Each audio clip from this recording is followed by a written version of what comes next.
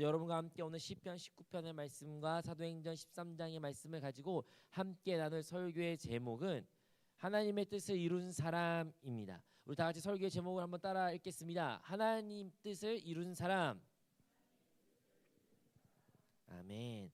오늘 우리가 읽었던 본문의 말씀은 시편 같은 경우는 다윗이 기록한 말씀이고요. 그리고 사도행전 같은 경우에도 다윗에 대하여 말하고 있습니다.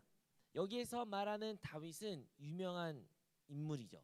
심지어 예수님을 그리스도인이 아니라 할지라도 다윗이란 이름을 한번 들어봤을 것입니다. 다윗과 골리앗의 이야기도 유명하고요.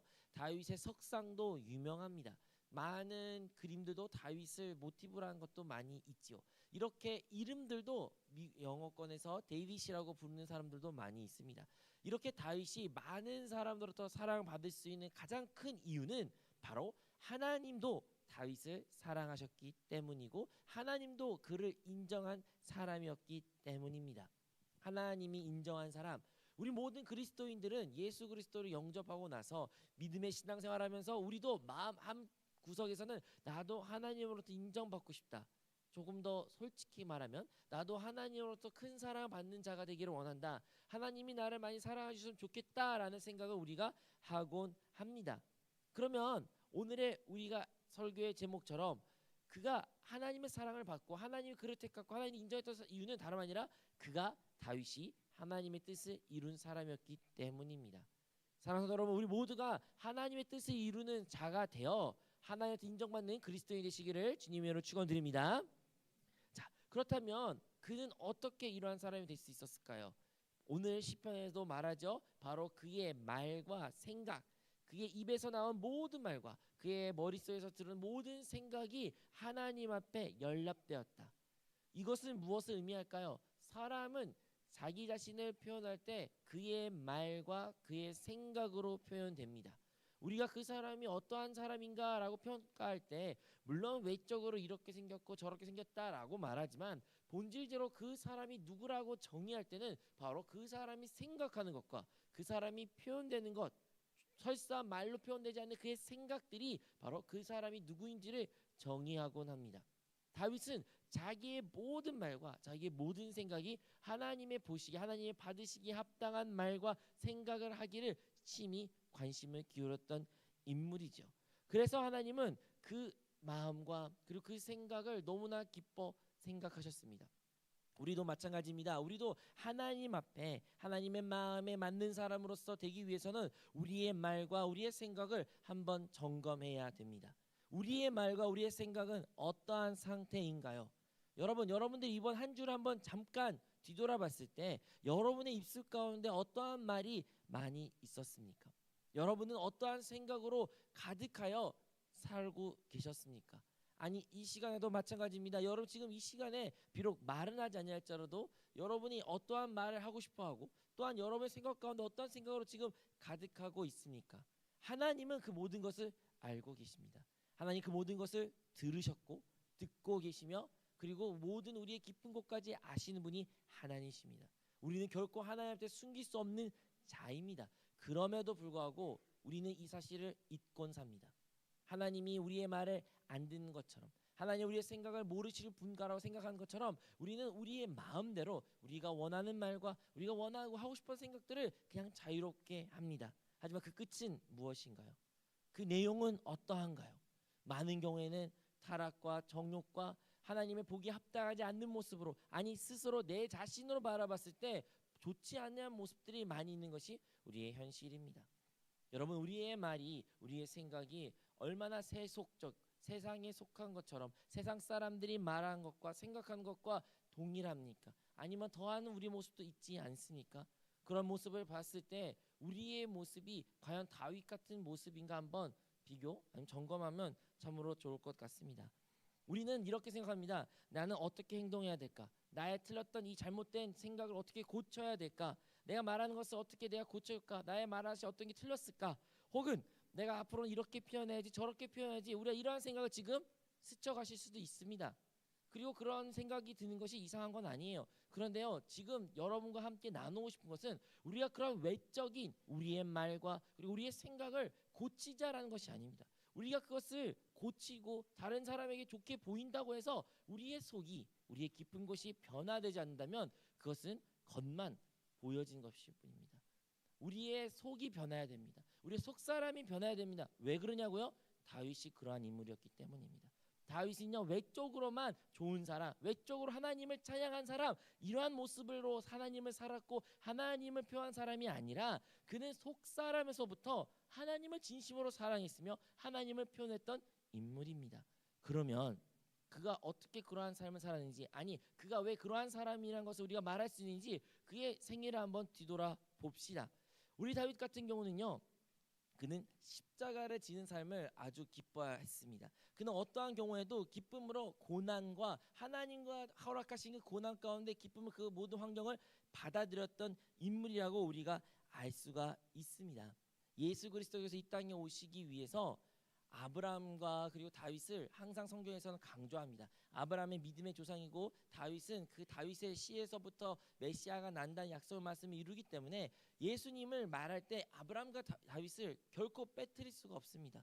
그런데요, 이 다윗 같은 인물은 바로 많은 실수와 많은 범죄가 있을지라도 그는 하나님한테 인정받아 그의 후손으로 예수님이 태어나시게 한 것인데, 그가 그렇게 큰 복을 받고 그의 이름이 널리 알려진 것은 방금 전에 말한 것처럼 바로 십자가를 기꺼이 졌기 때문입니다. 십자가, 여러분 십자가는 여러분의 무엇입니까? 십자가는요, 2000년 전에 같은 경우에는 바로 사형 제도 중에 하나였습니다. 가장 끔찍한 사형 제도였습니다. 모든 사람들이 부끄러워하고 모든 사람들이 그것을 하기 싫었던 일입니다. 자기 자신의, 자기의 명예에, 자기의 자존심에, 자기의 가정에, 내 개인의 삶에 가장 최악을 말하는 거라고 말하면 바로 십자가라는 단어입니다.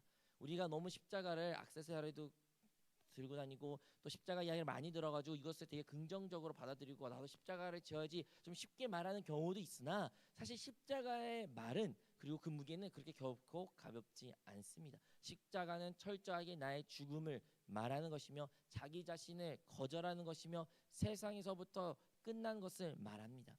다윗은 그런데 그러한 십자가를 지는 삶을 그는 기꺼이 했다는 것입니다. 어떻게 알 수가 있을까요? 첫 번째, 다윗 같은 경우에는 그가 칭찬을 받았을 때 그는 결코 교만하지 않았습니다. 잠언 같은 경우에도요, 칭찬을 통해서 사람을 점검할 수 있다고 말합니다. 제가 여러분에게 잠언 27장 21절 말씀을 읽어드리겠습니다. 도가니로 은을, 풀무로 금을, 칭찬으로 사람을 단련하느니라. 칭찬으로 사람을 단련한다고 잠언에서는 말하고 있습니다. 칭찬을 통해서 그 사람이 더 강하게, 건강하게, 성숙하게 만들 수 있다는 것이에요. 그런데 이 칭찬은 두 가지의 면이 있습니다. 그가 더 열심히 하라는 의미에서 칭찬도 있지만 그 칭찬을 통해서 그 사람의 속 사람이, 진짜 사람이 나타난다는 거예요. 그 사람이 어떠한 사람이라는 걸 표현되는 것이 어떻게 할 수 있냐? 칭찬을 통해서 알 수가 있다는 것입니다. 다윗이 골리앗과 싸워 기적처럼 이겼습니다. 우리가 잘 알고 있는 이야기가 있죠.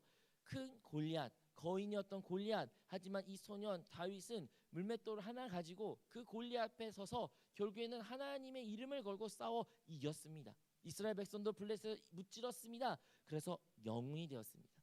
영웅이 되고, 그래서 예루살렘으로 다시 입성했을 때 모든 백성들이 그를 환호했습니다. 그런데 어떻게 환호했을까요? 예를 들어 사울은 천천히요, 다윗은 만만이다 라는 이야기가 곳곳에 퍼지기 시작했습니다. 그 당시 왕은 사울이었는데요. 사울이라는 왕이 있었는데 그 왕이 전쟁으로 나가면 천천을 죽였지만 다윗 같은 경우에는 만만을 죽였다. 누구를 더 높인 겁니까? 다윗을 높인 것입니다. 그래서 그 다윗을 더 훨씬 사울보다 더 위대한 사람이다, 사울보다 큰 업적을 이루었다 하면서 다윗을 막 찬양하고 칭찬하는 것입니다. 그 이야기를 들었습니다. 그런데 다윗은 그 이야기를 들었을 때 결코 교만하지 않았습니다. 아, 이스라엘 백성들 나를 좋아하구나. 그래, 내가 이제 왕이 돼야지. 나 왕이 될 수 있어. 아니요, 그는 추워도 그런 생각하지 않았습니다. 그는 결코 사울, 하나님이 세우신 왕이기에 나는 결코 이 사람을, 그의 왕의 지위를 박탈하지 않을 것이라는 단호한 믿음도 있었고요, 하나님에 대한 경외도 있었습니다. 그리고 사울이 비록 자기를 핍박했을지라도 그는 결코 사울을 해하지 않았으며 사울의 권위를 인정했습니다. 그가 그 칭찬을 받았음에도 불구하고, 많은 인정을 받았음에도 불구하고 그는 결코 교만하지 않았습니다. 그런데 칭찬은 이렇게 칭찬을 통해서 우리가 교만하지 않은지 보는 확인한 것도 있지만 또한 칭찬을 통해서 낙심될 때도 있습니다. 왜 나를 인정하지 않지? 그 대표적인 인물이 누굽니까? 사울이죠. 아니 나도 전쟁에서 열심히 싸웠는데 나도 목숨 걸고 싸웠는데 이 꼬마의 다윗은 달랑 골리앗 한 명을 죽였지만 내가 이스라엘 백성을 구했고 나라를 구했던 사람인데 왜 이 꼬마아이를 더 칭찬하지? 왜 이 꼬마아이를 더 인정하지? 내가 이 나라를 위해서 헌신한 게 얼만데? 라고 생각한 것이 사울이에요. 그 칭찬에 인정을 못 받은 것으로 말미암아 마음이 낙심된 겁니다. 시험이 들었던 것입니다. 그 시험에 들어서 어떻게 했습니까? 다윗을 핍박하기 시작한 것입니다. 다윗을 핍박하기 시작했어요. 무엇을 통해? 칭찬을 통해서 그 사람을 확인된 것입니다. 사랑하는 여러분, 우리의 삶 가운데 우리의 속 사람이 어떠한 사람인지 언제 우리가 점검받을 수 있습니까? 바로 이 칭찬을 통해서입니다. 그 칭찬을 내가 받았을 때도 물론 우리 자신이 어떠한 자인지 드러난 것도 있지만 우리가 인정을 못 받고 칭찬이 내가 기대했던 것만큼 못 받았을 때도 우리 자신의 속 사람이 여실하게 드러납니다. 우리의 좀 실질적으로 교회에서 한번 봉사 이야기 들어볼까요? 내가 어떠한 봉사를 하고 있습니다. 내가 하나님한테 교회에게 헌신하고 있습니다. 그런데 나에게 칭찬이 내가 생각한 것보다 인정을 못 받는 거예요. 내가 하나님한테 인정 못 받고 사람들 인정 못 받고 칭찬도 못 받고 다른 사람이 안 알아주는 거예요. 내가 이 사람보다 더 많이 일했고 보이지 않는 것에서 더 많은 걸 헌신했는데 왜 이 사람은 더 띄워주고 나는 인정하지 않았을 때 우리의 마음은 어떠한 상태입니까? 낙심이 있습니까?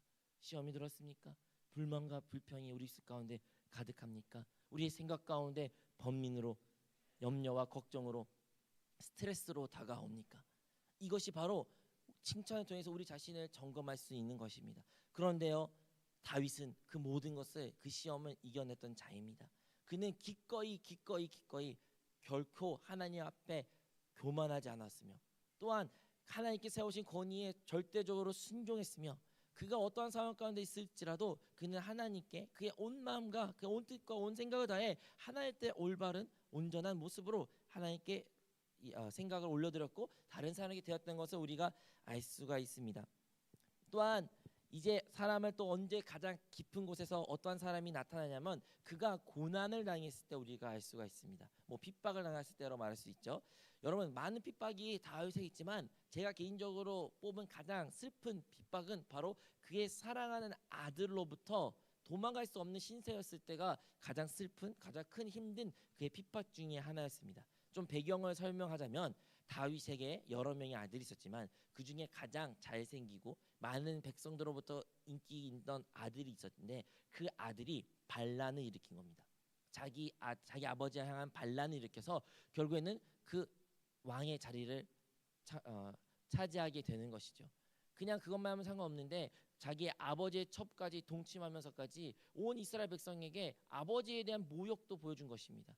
자기가 사랑한 아들, 자기가 낳았던 아들, 자기가 가장 용모도 잘생겼고 사람들 사랑도 막 인정받았던 그 아들인데도 불구하고 그 아들이 도리어 자기 자신을 죽이려 하고 자기 자신의 그 왕권을 빼앗는 그것을 다윗은 어떻게 받아들였습니까? 그는 묵묵히 그곳에서 가운데 그냥 떠났습니다. 아들과 싸우지 않았어요. 아들이 반란을 일으켰을 때 그래 내가 왕인데 감히 어떻게 네가 그럴 수 있어 하면서 칼을 휘두른 것이 아닙니다. 다윗은요 다윗의 다른 모든 사람들과 함께 그리고 백성들과 함께 그냥 조용히 도망가게 되었습니다. 그런데 이제 도망갔을 때 어떤 일이 일어나냐면 다윗이 왕이 되었다는 뜻은 그 전에 있던 왕이 사라진 것이잖아요. 그 전에 왕은 아까 말한 것처럼 사울이었습니다. 사울과 다윗은 혈연 관계가 결코 아닙니다. 그런데 사울이 첫 1대 왕이었지만 그가 결국에는 죽음으로 말미암아 2대 왕으로서 다윗이 통일 왕국을 다스리게 되어서 그 사울의 친척 중 한 사람이 그 다윗이 이제 피난을 하는 그 모습 보고 욕을 하기 시작합니다. 그래 너 잘 됐다. 네가 그렇게 왕을 쫓아냈으니까 너도 지금 이렇게 쫓겨난 신세가 되었구나. 하나님이 너를 이렇게 벌했어. 하나님이 너를 이렇게 만들었어. 정말 보기 좋다 하면서 그를 조롱하였고 그를 저주하였고 그를 어떻게 보면 마음의 상처 아픈 것들 많은 이야기를 했습니다. 그럴 때 다윗에 있던 많은 사람들이 또 있었기에 다윗의 왕이 말하죠. 저 자를 어떻게 할까요? 지금 당장이라 가서 그 자들의 입을 막거나 아니면 그 사람을 죽일까요? 라고 했을 때도 다윗은 결코 그거에 대한 반응하지 않았습니다. 성경이 어떻게 기록되어 있냐면요. 사무엘하 16장 10절 11절 말씀에 이렇게 기록되어 있습니다. 제가 읽어드릴게요. 왕이 이르되 스루의 아들들아 내가 너희와 무슨 상관이 있느냐 그가 저주하는 것은 야훼께서 그에게 다윗을 저주하라 하심이니 네가 어찌 그리하였느냐 할 자가 누구겠느냐 하고 또 다윗이 아비새와 모든 신하에게 이르되 내 몸에서 난 아들도 내 생명을 해하려 하거든 하물며 이 베냐민 사람이라 야훼께서 그에게 명령하신 것이니 그가 저주하게 버려두라. 그를 비방하였고 그를 저주하였고 그에게 가장 큰 핍박을 당하고 가장 모욕적인 것을 상처를 건드렸던 사람인데도 불구하고 다윗은 그냥 내버려 두란 겁니다. 그것 또한 하나님의 주권 아래 있고 하나님이 시킨 일일 수도 있으니 그냥 그가 그 저주하는 것을 우리가 듣고 그냥 지나가자고 말했던 것입니다. 그런데 하나님께서는 그 모든 것을 지켜보셨고 그의 가장 깊숙한 그 본 모습을 그 현장을 통해서 보시게 된 것입니다. 그리고 우리가 알고 있는 것처럼 결국엔 다윗은 그 왕권 다시 회복하였고 다시 왕을 솔로몬에게 다시 돌려주는 이야기까지 우리가 알고 있지만 이 모든 것을 통해서 무엇을 했느냐면 다윗이 가장 힘들고 핍박에 있었을 때 그가 가장 솔직한 모습을 드러내는데 어떠한 모습들이에요? 기꺼이 그 십자가를 지려는 모습이 있었던 것입니다.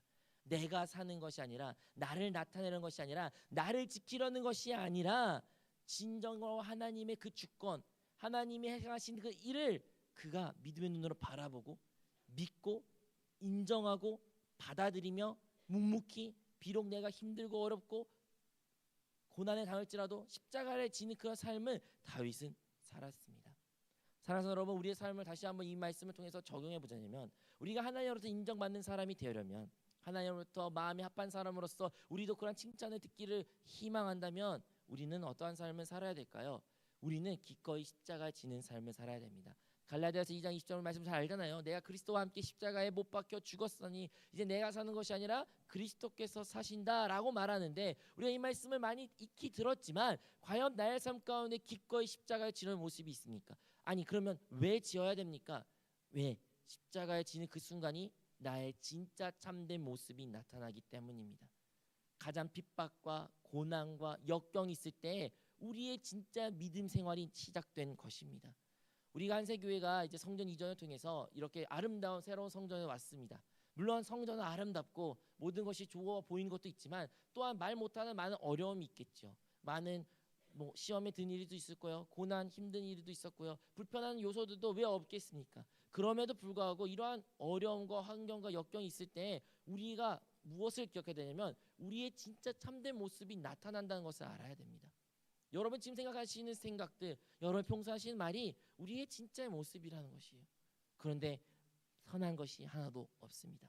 우리 자신을 돌아봤을 때 우리 안에는 어떠한 선한 것이 있지 않습니다. 한세교회로 봤을 때도 여러분 한세교회가 한세대학교에 있을 때 본관 있을 때 얼마나 더 편했고 좋았고 장점이 많이 있고 25년이 있었는데 왜 굳이 또 이렇게 나가야 되냐 이런 불만 불평이 왜 없을 수 없을까요? 그러니까 왜 안 하겠어요? 그런 생각이 들 수도 있죠. 그런 불만 불평할 수도 있습니다. 그럼에도 불구하고 우리 한세교회는 어떠한 선택을 했습니까? 그냥 묵묵히 하나님의 주권을 인정하는 거예요. 하나님께서 그렇게 내버려둔 일들을 그냥 받아들이는 거예요.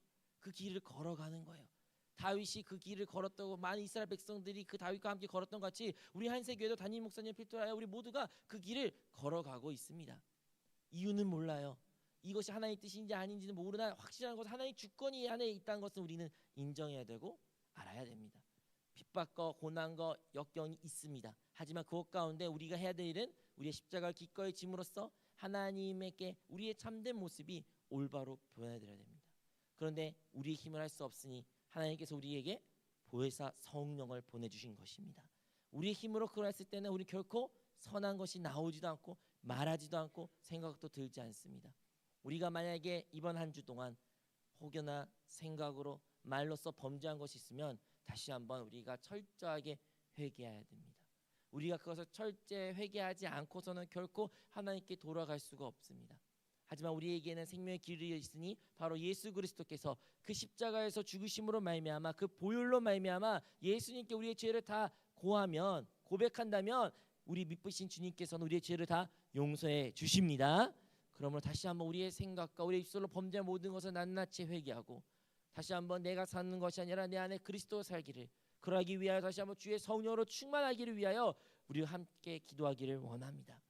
여러분, 그런데 그러한 삶이 되기 위해서는 내가 사는 것이 아니라 그리스도가 사는 것, 정말 나의 그냥 외적인 것만 크리스천처럼 보이는 것이 아니라 진짜 그리스도가 사는 삶을 살기 위해서는 우리는 날마다 그리스도를 먹고 마시고 호흡해야 됩니다. 여러분, 주님이 우리의 참된 양식이요 우리의 참된 음료이십니다. 여기 제 기준으로 좌측에 써 있잖아요. 주님 참된 호흡과 양식과 음료를 우리가 누려야 된다는 것입니다. 이것을 말씀을 읽고 말씀을 묵상하고 성령님을 호흡하고 기도를 하고 주 예수를 순간순간에 부르며 우리의 생각을 영 안에 두는 것을 끊임없이 하는 것, 우리가 호흡하듯이 우리가 야훼 이름을 끊임없이 부를 때 우리는 내가 사는 것이 아니라 그리스도가 사는 삶이 되어 진짜 하나님의 마음에 합한 그리스도인이 될 줄로 믿습니다. 우리가 그런 사람이 될 때 우리는 반드시 하나님의 뜻을 이루는 사람이 될 것입니다. 우리 시편 19편 14절 말씀, 혹시 어렵지 않으면 PPT로 우리 함께 마지막 말씀 읽고 싶은데요. 시편 19편과 14절의 말씀 우리 다 같이 한번 읽도록 하겠습니다. 시작. 나의 반석이시오 나의 구속자이신 야훼요, 내 입의 말과 마음의 묵상이 주님 앞에 연락되기를 원하나이다.